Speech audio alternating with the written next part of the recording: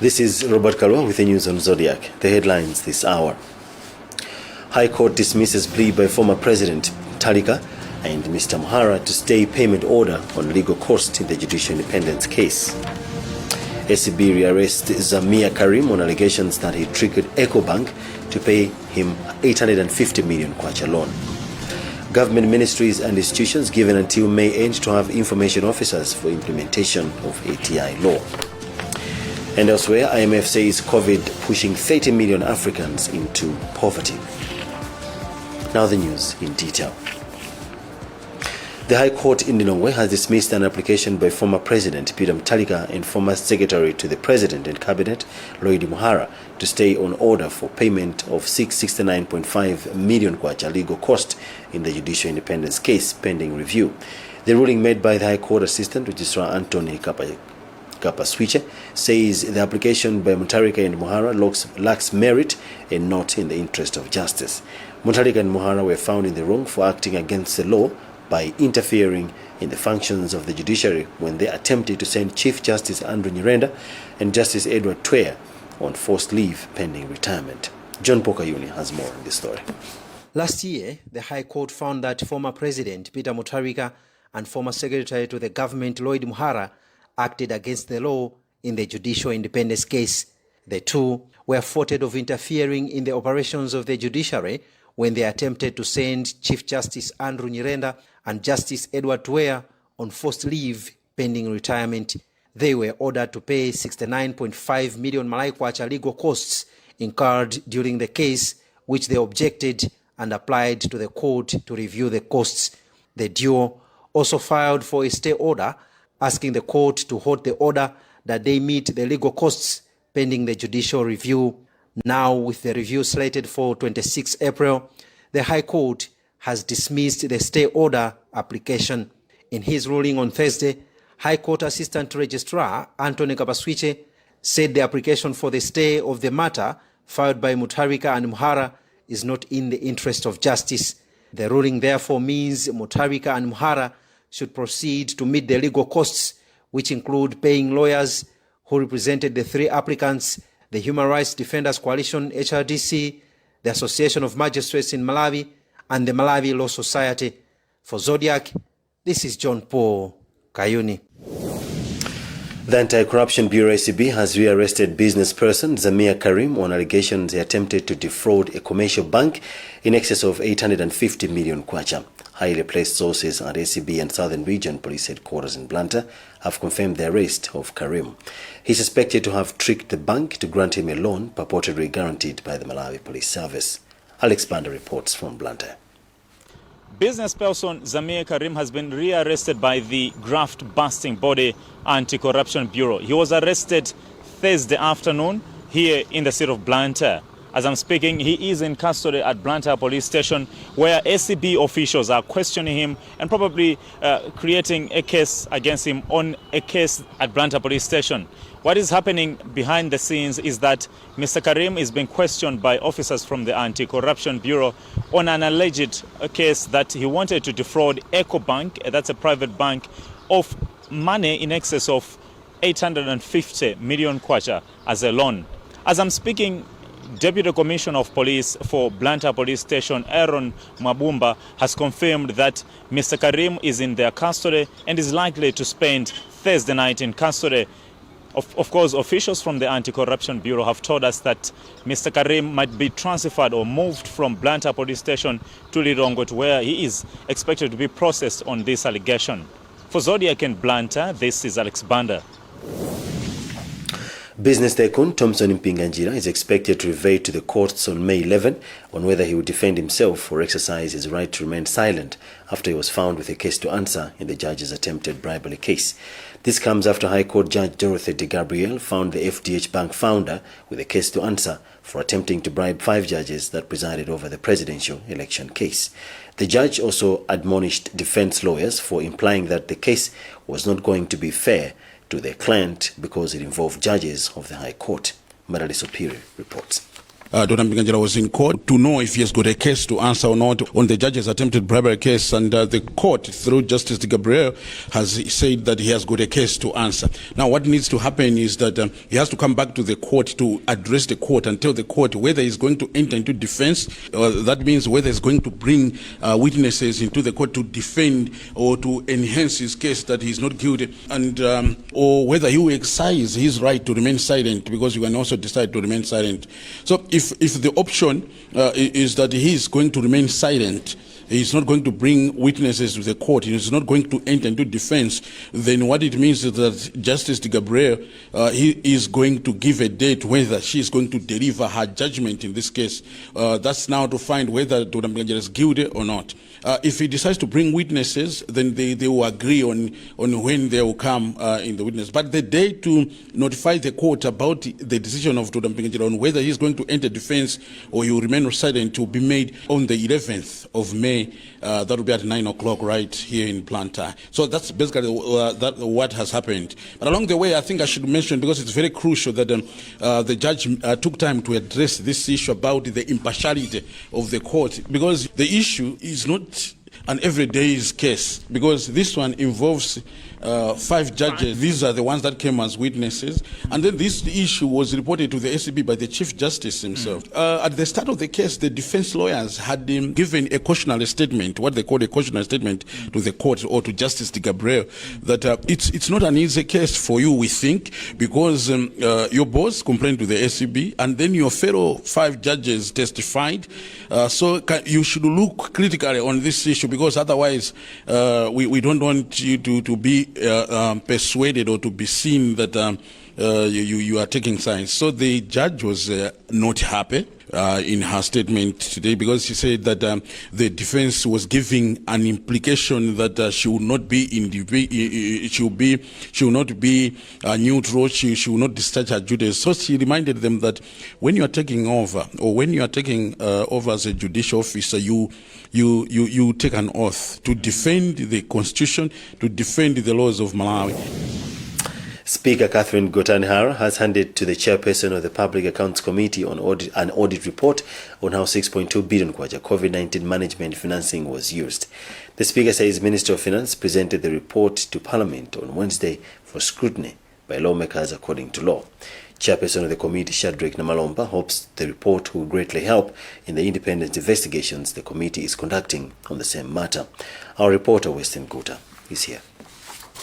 Parliament is non-committal on the exact date to release the audit report on 6.2 billion kwacha of COVID-19 funds suspected to have been mismanaged by some government agencies. Both the Speaker of the National Assembly, Catherine Gotani-Hara, and Chairperson of the Public Accounts Committee, Shadrack Namalomba, avoided to say when the report will be released, saying the committee will have to look into it and launch its own investigation before submissions to relevant stakeholders should any criminal dealings will be established.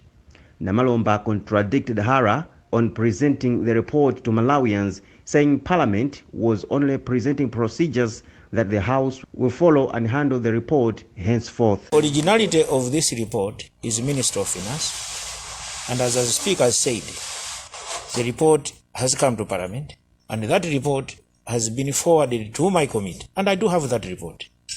And the Speaker has also said that we are in the process, and we are in the process of investigating. We are calling people, we are summoning people to answer. Similarly, Hara later said procedurally the Parliamentary Accounts Committee should peruse the report and do its own investigations before releasing its findings to the citizenry. The Minister of Finance is the one who officially now writes to the Speaker to hand over the report. So we got that a notification from the Minister of Finance yesterday, and that's why today we felt it was important that we brief you so that you know that as Parliament, as your representatives, we have received the report. From now onwards, if you check the same section, it says the Minister is supposed to come and lay the documents at our closest sitting of Parliament. President Lazarus Chakwera recently appealed to investigating institutions to expedite the release of the 6.2 billion kwacha COVID-19 funds mismanagement, which saw some heads of government agencies and district councils interdicted. Reporting for Zodiak, I'm Weston Guta. Mangochi district stakeholders say it is a pity that the district survive on relief food every year when disasters strike, yet it is rich with resources to be one of the country's food basket. This was said at a full council meeting where a report on food distribution to vulnerable households during the 2020-2021 lean season in the district was presented. Second Deputy Speaker of Parliament Aisha Mambo Adams, who is also parliamentarian for Mangochi Mkunguru, and Senior Chief Chowe, said it is high time government started prioritizing irrigation farming in the district. A 34-year-old woman, Mary German, who was hit on Monday by a vehicle on the Lands Minister's convoy, is seeking justice and support from government for full recovery. Speaking to Zodiak from her hospital bed at Neno District Hospital, German said since her admission to the hospital, no government official has shown interest to check on her condition. The accident left her with a fractured arm and leg. Ministry of Lands officials are yet to comment on the matter. Kwagwanji District Hospital says it requires at least 10 extra oxygen concentrators for it to be able to sufficiently assist patients that need oxygen, including COVID-19 patients. District Medical Officer Dr. Jacob Kafulafula said this when the hospital received 3 oxygen concentrators from Refor Africa worth 3 million kwacha. He advised that though COVID-19 cases who demand more oxygen are reducing in the district, the hospital need to have enough equipment in order to continue offering good services for other diseases. With a catchment area of over 400,000 people, Kwagwanji District Hospital only has 8 working oxygen concentrators. This figure, according to District Medical Officer Dr. Jacob Kafulafula, is too little to accommodate the population. He said on average, the district main health facility requires at least 20 oxygen concentrators for it to be able to sufficiently assist patients that need oxygen, including COVID-19 patients. Dr. Kafulafula was speaking when the hospital received a donation of 3 oxygen concentrators from Refor Africa worth 3 million Malai kwacha. He advised that though the number of COVID-19 patients who demand more oxygen is declining in the district, the hospital need to have enough equipment in order to continue offering good services for other diseases. At this moment, when there is a decline in cases, we do not mean that we have actually won the fight against COVID-19. There might be some waves coming that will be more severe, that will require patients to be admitted, and those patients will require oxygen. Refor Africa project coordinator from Kwagwanji, Joyce Banda, said the donation is their way of helping government in the fight against the pandemic. It's our responsibility, social responsibility, because we are here to work with Kwagwanji communities. So if we can give a hand in any way we can. So with this pandemic, COVID-19 pandemic, we thought of helping Kwagwanji community. Apart from the 3 oxygen concentrators, Refor Africa also donated oxygen masks and other equipment instrumental in the fight against COVID-19.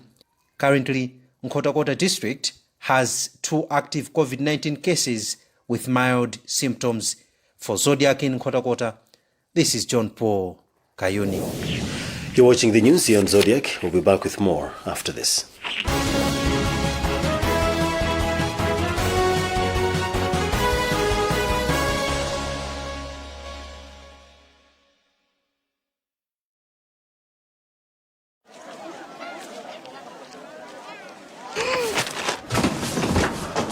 Do your gums hurt? Yeah. Does your toothpaste contain sage, eucalyptus, myrrh, chamomile? All that in one toothpaste? Yes, try Colgate Herbal. Colgate Herbal contains nature's best herbs and Colgate's fluoride technology to give you strong teeth and healthy gums. Ah, Colgate Herbal. Let's go. Colgate Herbal for strong teeth and healthy gums naturally. Ashley Furniture Home Store. This is home. Blockbuster Megastore brings you America's finest. Ashley Furniture Home Store, Malawi. Ashley Furniture Home Store is located in Jinuri Corner, opposite Makra House at the new building. Our Ashley Furniture Home Store comes in 5 different styles to suit every personality.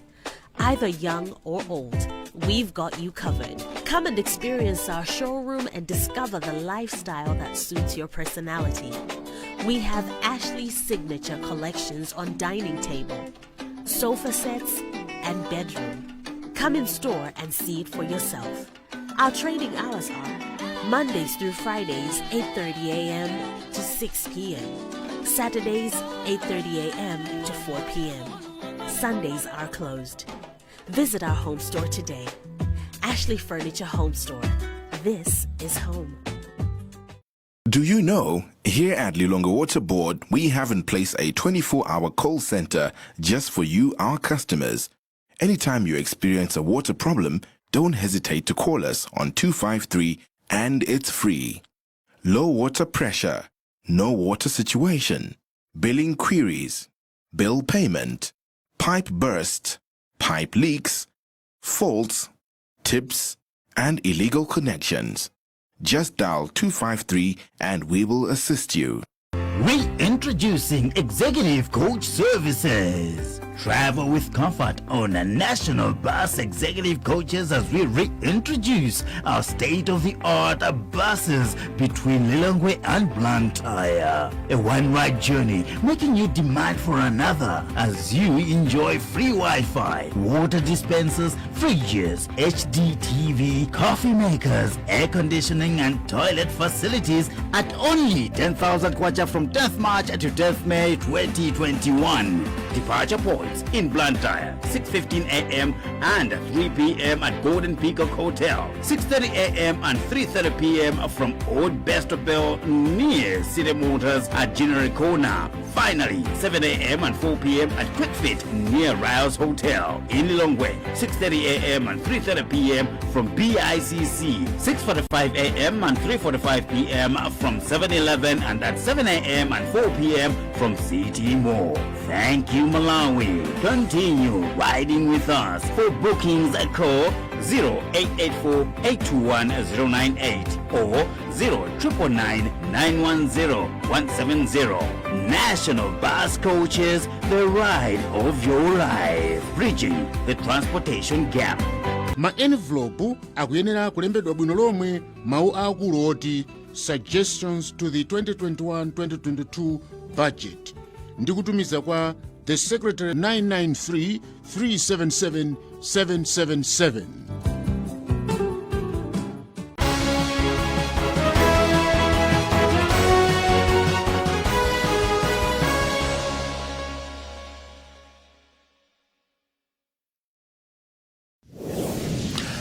Welcome back. Here are the top stories again.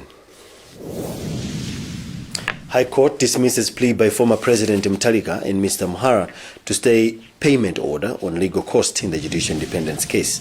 SCB rearrests Zamir Karim on allegations that he tricked EcoBank to pay him 850 million kwacha loan.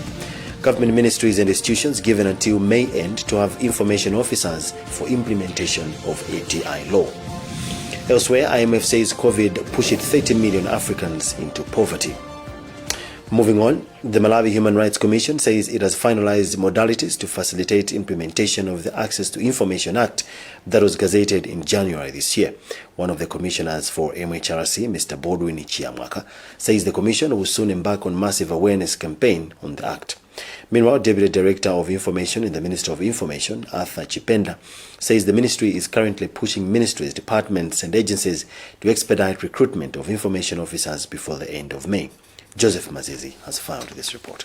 The Access to Information Act that was passed in Parliament in 2017 was operationalized in September last year and gazetted January this year.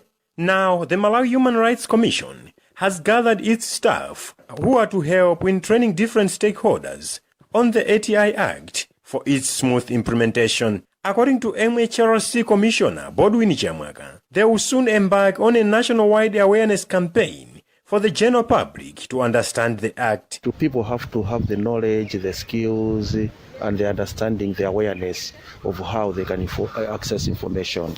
So it is very important in that it's one of the most important activities that will result in empowering as many people as possible to be able to also train others how they can access and how they can provide information.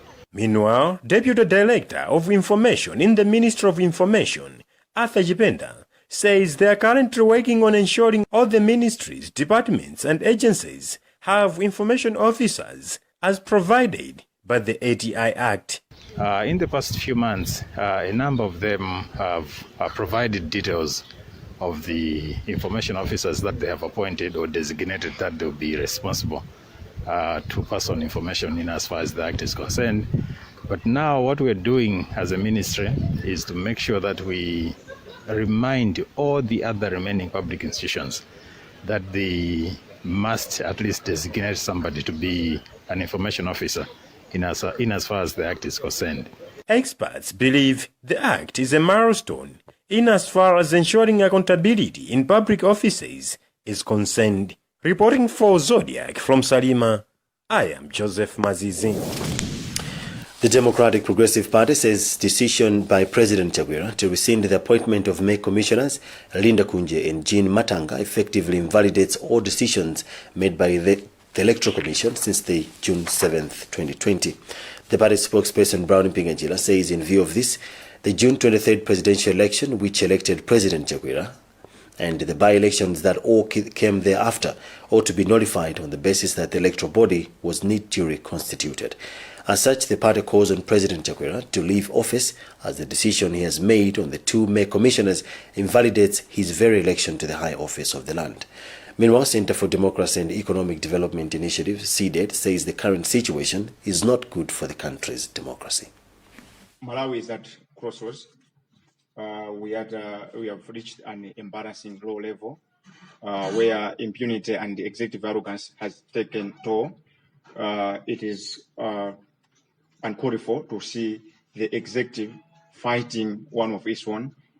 We have seen the president literally fighting publicly with the Attorney General. Now we are in a mess. Others call it legal conundrum, but would like to call it a mess.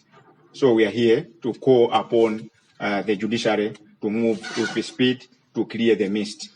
At the same time, as seeded, we feel vindicated. Malawians of goodwill may recall that in February, we wrote President Lazarus Chakwera, warning him on the repercussions on his decision to ignore an opinion from the Attorney General, Dr. Sirungwe, regarding the appointment of the two commissioners.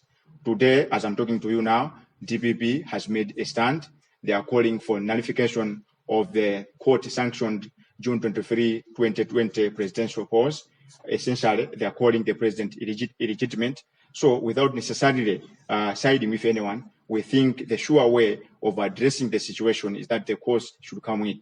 Because according to our laws, it is the mandate of the judiciary to give a verdict or judgment on such issues. So we are here to challenge the DPP to move from mere rhetoric, from mere threats. We are here to challenge the two concerned commissioners to move the course so much that by the end of the day, Malawians should be cleared and we should let Malawi move on. The Pentecostal Holiness Association Church says it plans to drill over 50 boreholes across the country to complement government efforts in increasing access to safe drinking water in rural areas. President for the church, Bishop Adamson Luesia, disclosed this when the church unveiled a new borehole it has drilled as part of the pilot project to provide safe drinking water at Kamsale village in Kasungu. Bishop Luesia says the church believes a health community makes a health church in the nation. Noah Nkubi reports. From time immemorial, people from Kamsale village and Group Village Edmanisways in Kasungu Central have been drinking unsafe water from swamps and shallow wells together with dogs and pigs. This is according to village headwoman Kansal of the village. She says people from the village have been subjected to chronic waterborne diseases because the same place they were drawing water, animals like pigs and goats were also using the same water source. But women in the village have hope of reduced waterborne diseases Now that for the first time since Malawi got its independence, the village has a borehole. The Pentecostal Honest Association Church has sunk the borehole as part of its safe water supply pilot project the church has rolled out in the country. PHA President Bishop Adams Resha believes the church has a social obligation to supporting the needs of the community apart from preaching the gospel. When we came to survey in this place, we found that the people were drinking water from very dirty water and safe water. And they were drinking water with animals, with pigs, with dogs. So we said, why don't we give them clean and safe water? As a church, we believe a healthy community will make a healthy church. A healthy community will make a healthy nation. So a sick community will make a sick church. A sick community will make a sick nation. That's why we provide this clean water so that people there should be a clean community. Bishop Resha says the church has an ambitious plan to drill more than 50 boreholes across the country, funds permitting. For Zodiak, this is Noah Nkubwi, Kasungu.